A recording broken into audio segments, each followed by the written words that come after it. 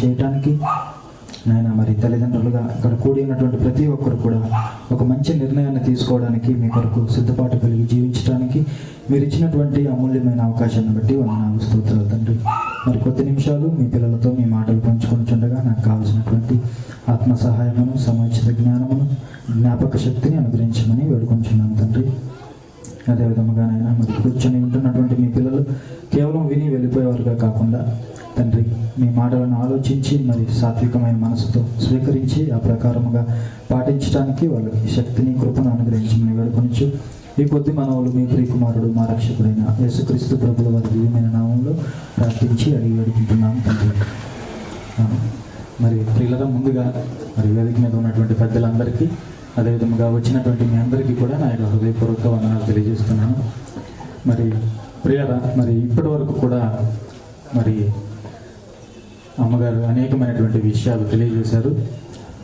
మరికొన్ని విషయాలు తల్లిదండ్రులుగా మరి పిల్లల పట్ల మనము ఎలాంటి బాధ్యత కలిగి ఉండాలి అని కొద్ది నిమిషాలు మనం ఆలోచించగలిగితే ప్రియులరా, మరి ఇది కేవలము క్రైస్తవ తల్లిదండ్రులకు మాత్రమే కాదు, కానీ ఇది ప్రపంచంలో ఉన్నటువంటి ప్రతి తల్లిదండ్రులకు కూడా అన్వయిస్తుంది అనేది నా యొక్క అభిప్రాయం. ఎందుకంటే కేవలం క్రైస్తవులుగా మనకు మాత్రమే దేవుడు పిల్లల్ని ఇవ్వటం లేదు. ప్రపంచంలో ఉన్నటువంటి ప్రతి ఒక్కరికి పిల్లల్ని ఎవరిస్తున్నారు చెప్పండి?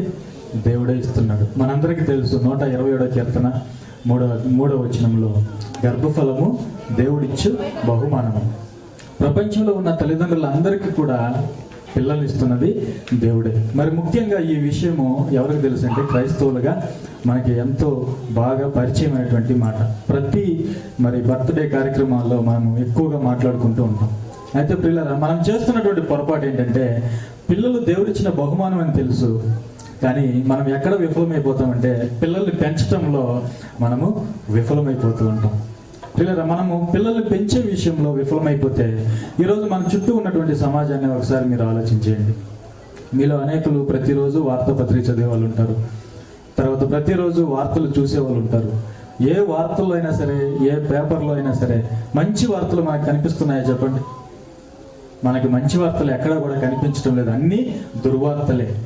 ఏ పేజీ తిరగవేసినా కూడా ఎక్కడో ఒక చోట అత్యాచారము, ఎక్కడో ఒక చోట హత్య, ఎక్కడో ఒక చోట లూటి, ఎక్కడో ఒక చోట లంచగొండులు.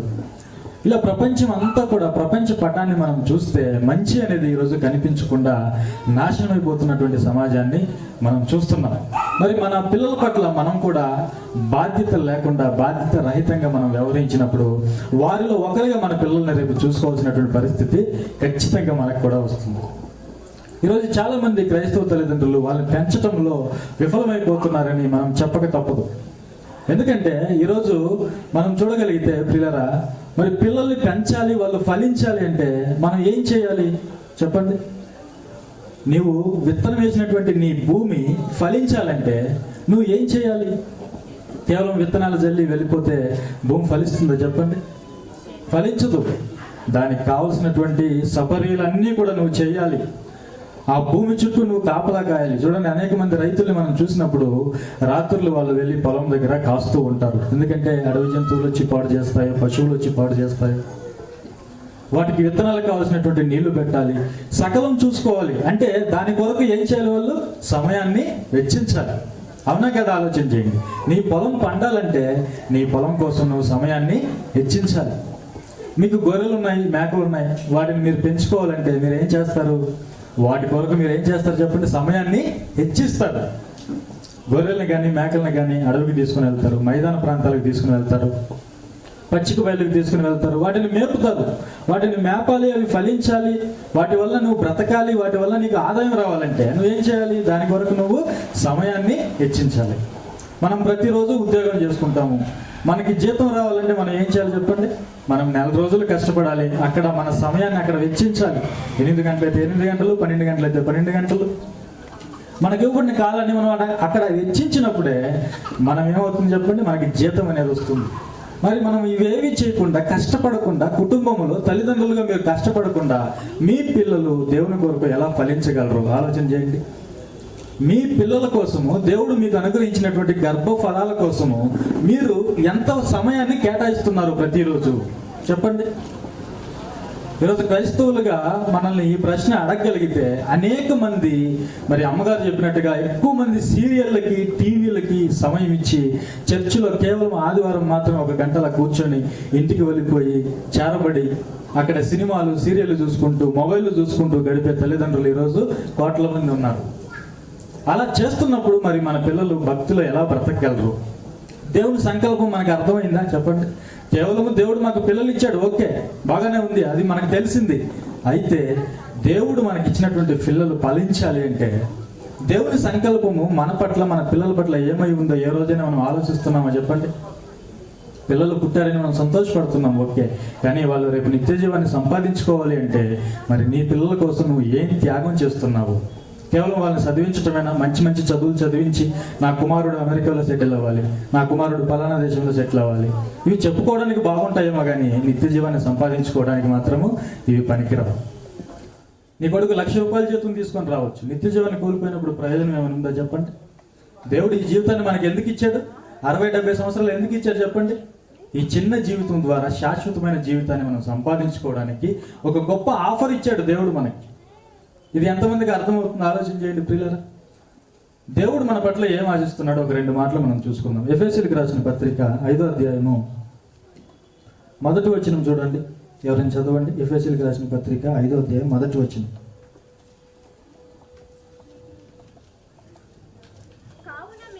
కావున మీరు ప్రియులైన పిల్లల వలె చూడండి, దేవుని పోలి నడుచుకోవాలి. మనం ఎవరిని పోలి నడుచుకోవాలి? భూమి మీద దేవుని పోలి నడుచుకోవాలి. మరొక మాట చూద్దాం. రోమపత్రిక 8వ అధ్యాయము 28వ వచనం చూడండి. దేవుని ప్రేమించు వారికి అనగా ఆయన సంకల్పము చొప్పున పిలువబడిన వారికి మేలు కలుగుటకై సమస్తమును సమకూడి జరుగుచున్నవని ఎరుగుదుము.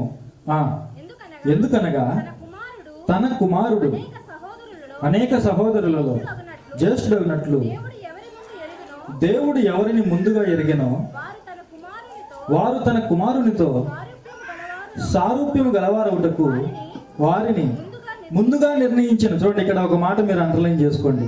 వారు తన కుమారునితో సారూప్యం గలవారగుటకు. దేవుడు ఏం ఆశిస్తున్నాడు చెప్పండి? మన జీవితంలో తన కుమారునితో మనము సారూప్యం గలవారిగా మారిపోవాలి. అంటే మనలో తండ్రి ఎవరిని చూడాలనుకుంటున్నాడు అంటే యేసు ప్రభుల వారిని చూడాలనుకుంటున్నాడు. బాలులో యేసు ప్రభుని చూడాలనుకుంటున్నాడు. ఒక కృపన్నలో దేవుడు ఎవరిని ఎతుకుతున్నాడు? యేసు ప్రభుని ఎతుకుతున్నాడు. మనలందరిలో కూడా యేసు ప్రభుని చూడాలని దేవుని యొక్క ఆశ. మనం దేవుని పోలి నడుచుకోవాలనేది దేవుని యొక్క సంకల్పం. పిల్లలు చూడండి, ఏ తల్లిదండ్రులకైనా అర్థమవుతుందా? అపోస్తలుడైన పౌలు గారు, నేను క్రీస్తుని పోలి నడుచుకున్న ప్రకారం మీరు నన్ను పోలి నడుచుకోండి. ఈ మాట ఎవరైనా చెప్పగలరా చెప్పండి? ప్రపంచ క్రైస్తవులకి ఆయన ఇస్తున్నటువంటి స్టేట్మెంట్ ఏంటంటే, నేను క్రీస్తుని పోలి నడుచుకొనిచున్నాను, మీరు నన్ను పోలి నడుచుకోండి.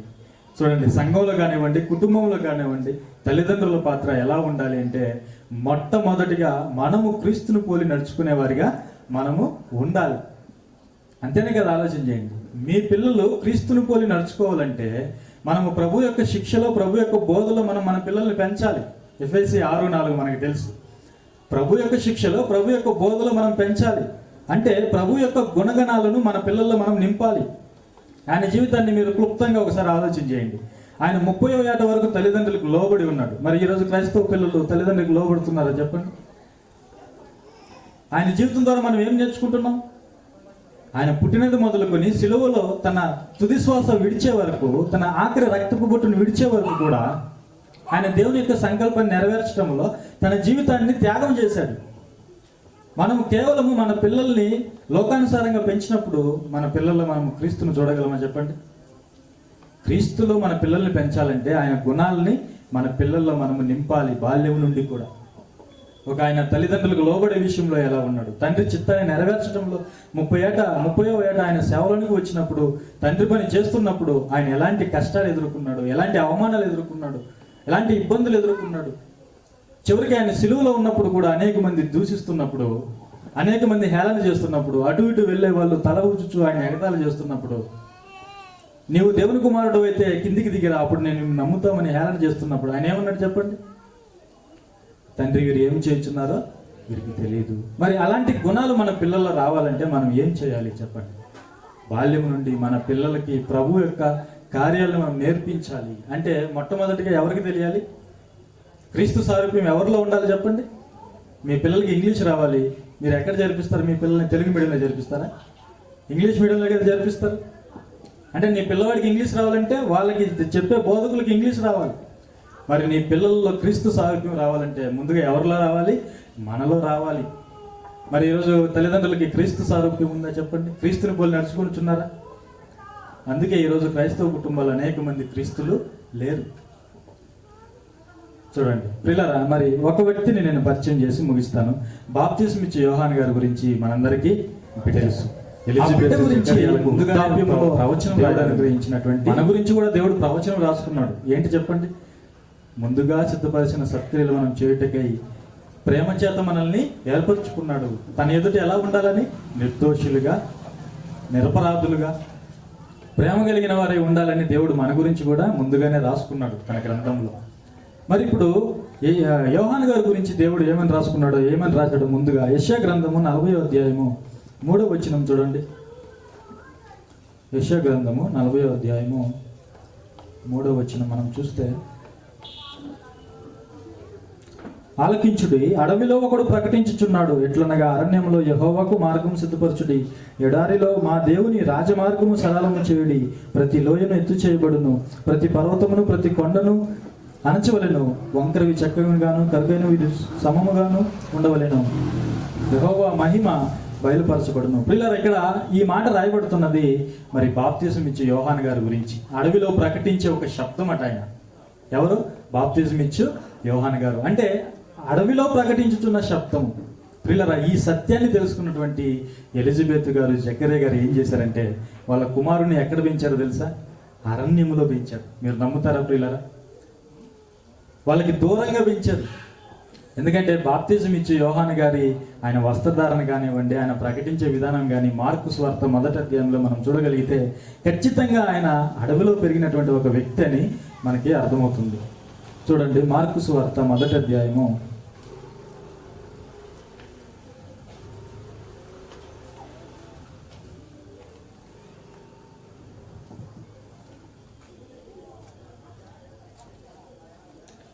4వ వచనంలో మనం చూడగలిగితే 2వ వచనం నుండి, ఇదిగో నా దూతను నీకు ముందుగా పంపుచున్నాను అని ఇది మలాకీ గ్రంథంలో మనం చూస్తున్నాము ఈ యోహాను గారి గురించి రాయబడినటువంటి మాట. తర్వాత 4వ వచనంలో, బాప్తిజం ఇచ్చి యోహాను అరణ్యములో ఉండి పాపక్షమాపణ నిమిత్తము మారు మనసు విషయమైన బాప్తిజము ప్రకటించుచు వచ్చెను. అంతటా యూదయ దేశస్తులందరూ, యెరూషలేము వారందరూ బయలుదేరి అతని యొద్దకు వచ్చి తమ పాపములను ఒప్పుకొనుచు యోర్దాను నదిలో అతని చేత బాప్తిజం పొందుచుండిరి. యోహాను ఒంటె రోమముల వస్త్రమును మల చుట్టూ తోలు దట్టియు ధరించుకునేవాడు. యోహాను గారు ఎలా, ఆయన వస్త్రధారణ ఎలా ఉంది మనం చూస్తే, ఒంటె రోమముల వస్త్రము. ఏంటి ఆ రోజుల్లో వస్త్రాలు లేవా? సన్నపు నార వస్త్రాలు లేవా? అంతఃపురంలో నివసించే వాళ్ళు కట్టుకుంటున్నట్టుగా సన్నపు నార వస్త్రాలు లేవా? సాధారణంగా జనులు ధరించే వస్త్రాలు లేవా? మరి ఈయన ఎందుకు ఒంటె రోమముల వస్త్రాలు ధరించుకొని ఉన్నాడు? ఇక ఆయన ఆహారం చూడండి, మొల చుట్టూ తోలు దట్టియు ధరించుకునేవాడు, అడవి తేనెను మిడతలను తినువాడు. మనం తింటున్నట్టుగా సాధారణమైన ఆహారాన్ని ఆయన భుజించటం లేదు. ఎందుకంటే ఆయన అడవిలో పెరిగాడు అనటానికి ఇవన్నీ కూడా సూచనలు. ఆయన ఒక ప్రవక్తని చూపిస్తున్నాడు. మీరు పాత నిబంధనలో 2వ రాజుల గ్రంథము ఏలియా గారి జీవితాన్ని మీరు చదవండి. ఇదే వస్త్రధారణ కలిగి ఏలియా గారు ఒక ప్రవక్తగా ఆయన కొండల్లో అరణ్యంలో నివసించినట్టుగా మనం చూస్తాం. ఈయన కూడా రాబోవు ఏలియా కాబట్టి, ఏలియా యొక్క ఆత్మయు ఏలియా యొక్క క్యారెక్టర్ కలిగిన వాడు కాబట్టి దేవుడు తన ఎలిజబెత్ కానివ్వండి, జకర్యా కానివ్వండి ఎలా పెంచారు? నా కుమారుడు అడవిలో కేకలు వేయి శబ్దం, రక్షకునికి ముందుగా వచ్చినవాడు, మార్గాన్ని సరళం చేయడానికి వచ్చినవాడు, ఆయన ఒక గొప్పతనాన్ని ప్రకటించి అనేకులను ఆయనకు దగ్గర చేయడానికి వచ్చినవాడు అని తెలిసినటువంటి ఎలిజబెత్, జకర్యా వాళ్ళు ఏం చేశారంటే తన కుమారుడిని అడవిలో పెంచారు. ప్రియులరా, మరి ఆ కుమారుడు ఎదుగుతూ ఉన్నన్ని రోజులు ఆ తల్లిదండ్రులు ఎంత వేదన అనుభవించుంటారు చెప్పండి. వాళ్ళు బాధపడ్డా పర్వాలేదు, వాళ్ళు వేదన చెందినా పర్వాలేదు, తన కుమారుణ్ణి అల్లారు ముద్దుగా తమ చేతులతో ఎత్తుకోకపోయినా ముద్దాడకపోయినా పర్వాలేదు, కానీ దేవుని యొక్క చిత్తానికి మాత్రము తన కుమారుడు వ్యతిరేకంగా ప్రవర్తించకూడదు. ఆయన గురించి ముందుగా రాయబడిన మాటలు నా కుమారునిలో నెరవేరాలి అనే ఉద్దేశంతో అడవిలో పెంచినట్టుగా మనకి ఇక్కడ అర్థమవుతుంది. అంతే గొప్పగా యోహాన్ గారు మరి తల్లిదండ్రుల మాటకు లోబడి దేవుని యొక్క చిత్తానికి లోబడి బ్రతికినట్టుగా మనము చూస్తాం. అందువలన ఆయన పుట్టినప్పుడు అనేకులు సంతోషిస్తారు అని లూకాసు వార్త 1వ అధ్యాయం 17వ వచనంలో మనం చూస్తాం. అంటే పిల్లరా, మనం ఆలోచన చేయగలిగితే మన పిల్లల్ని మనం ఈ విధంగా పెంచగలుగుతున్నామా? ప్రభువుకి ముందుగా వచ్చి మార్గాన్ని సరళం చేసి అనేకులకు బాప్తిస్మం ఇచ్చి యూదుల్లో అనేక మందిని దేవుని వైపు తిప్పాడు. దేవుని నీతిని అనుసరించడానికి తండ్రుల నీతిని అనుసరించడానికి కుమారుల్ని, ఈ విధంగా దేవుని యొక్క నీతిని అనుసరించడానికి మరి యోహాన్ గారు అందరినీ సిద్ధపరిచాడు. ప్రభు కొరకు అందరినీ సిద్ధపరిచాడు. ప్రియులారా, మరి మనము మన పిల్లల్ని పెంచడానికి కష్టపడుతున్నామా?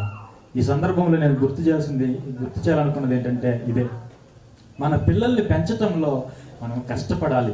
ప్రతిరోజు మన పిల్లలతో మనం ఒక ప్రత్యేకమైనటువంటి సంబంధాన్ని కలిగి ఉండాలి. కేవలం వాళ్ళు చదువుకున్నారు, ఇంటికి వచ్చారు, తర్వాత ట్యూషన్కి పంపిస్తున్నాము, రాత్రి గడిచిపోయింది, మరలా ఉదయం అయిపోతుంది, మన పిల్లలు స్కూల్కి వెళ్తారు, సాయంత్రం వస్తారు, ట్యూషన్కి వెళ్తారు. ఇక మన పిల్లలతో ప్రత్యేకంగా ఎలాంటి సంబంధం కలిగి జీవిస్తున్నాం చెప్పండి? మన పిల్లలకి పాటలు నేర్పిస్తున్నామా? ప్రార్థన నేర్పిస్తున్నామా? మోకాలేయటం నేర్పిస్తున్నామా? మన కుటుంబంలో అసలు దేవుని సంబంధమైన వాతావరణం ఉంటుందా చెప్పండి? నువ్వు బైబిల్ చదువుతున్నది నీ పిల్లలు చూడాలి, నువ్వు పాటలు పాడుతున్నది నీ పిల్లలు చూడాలి, నువ్వు ప్రార్థన చేస్తున్నది నీ పిల్లలు చూడాలి.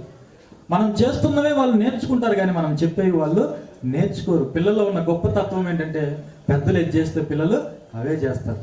ఇవన్నీ మనకి తెలుసు, అయినా కూడా మన పిల్లల్ని మనం పెంచడంలో నిర్లక్ష్య ధోరణి వ్యవహరిస్తాం.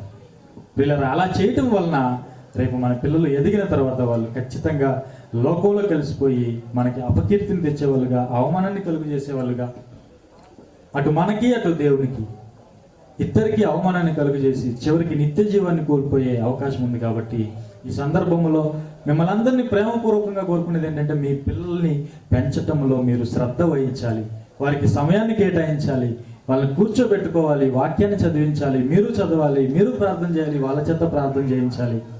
పిల్లలు 14 సంవత్సరాలు పిల్లలకి దాటిపోతే ఇక వాళ్ళు మీ మాటలు వినరు.